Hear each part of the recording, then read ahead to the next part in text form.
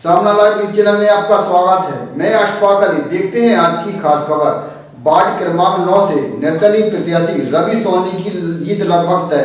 छतरपुर निकाय चुनाव के चलते वार्ड क्रमांक 9 में जहां दिग्गज पार्टियों के प्रत्याशी मैदान में अपनी दावेदारी कर रहे हैं, वहीं निर्दलीय प्रत्याशी रवि कुमार सोनी और पप्पू सोनी को भारी जन समर्थन मिल रहा है।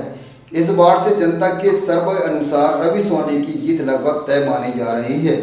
पार्षद पद प्रत्याशी रवि सोनी का उद्देश्य केवल वार्ड का विकास ही है और वार्ड की समुचित जनता को शासकीय योजनाओं का लाभ पहुंचाना है।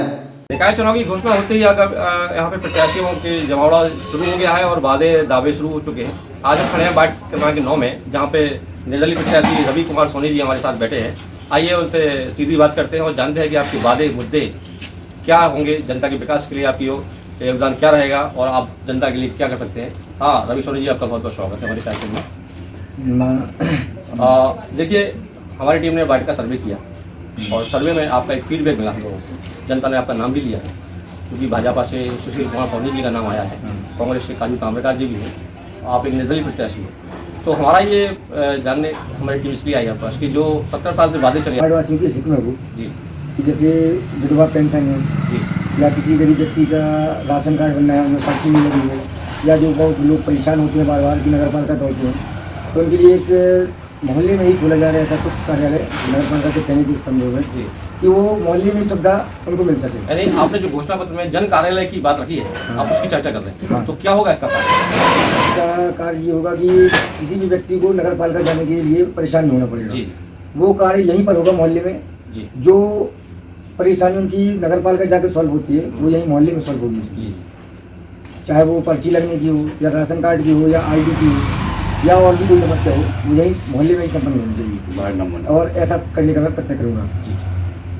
और जो बुजुर्ग आदमी है उनके लिए भी कुछ वृद्धा पेंशन जिनको नहीं मिलती है उनको मिलने लगे, उनके घर में जाकर संपर्क करूँगा और जो भी संभव होता है उनको मदद देने में सक्षम होगा वो संपन्न कराने की कोशिश करूँगा। और लेडीज़ों के लिए भी जो व्यवसाय नहीं है उनके लिए कुछ रोजगार नया दिलवाने की प्रयास करूंगा और जहां तक मदद करने की संभवता होगी वो पूरा प्रयास करने के लिए कोशिश करूंगा वार्डवासियों के लिए। यानी जो नगर पालिका में विकास निधि आती है महिलाओं संबंधी रोजगार के लिए जो लोन दिए जाते हैं, उनका समूह बनाकर आप महिलाओं को योजना से जोड़ना चाहते हैं। हाँ बिल्कुल। ये आपके पार्षद बनने के बाद कितने दिनों में आप करवा सकते हैं इस काम में?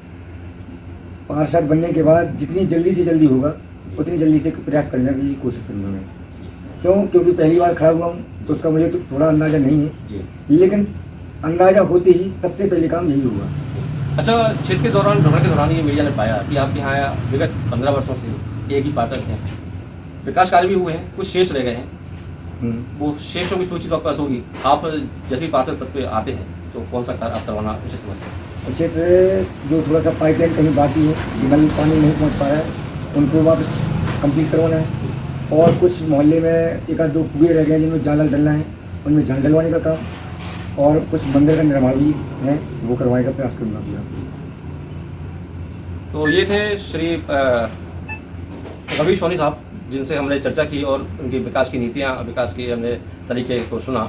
वार्ड क्रमांक 9 से बने रहिए कार्यक्रम। रवि सोनी के साथ में सर पप्पू बहुत जरूरी है क्योंकि वही नाम फेमस है।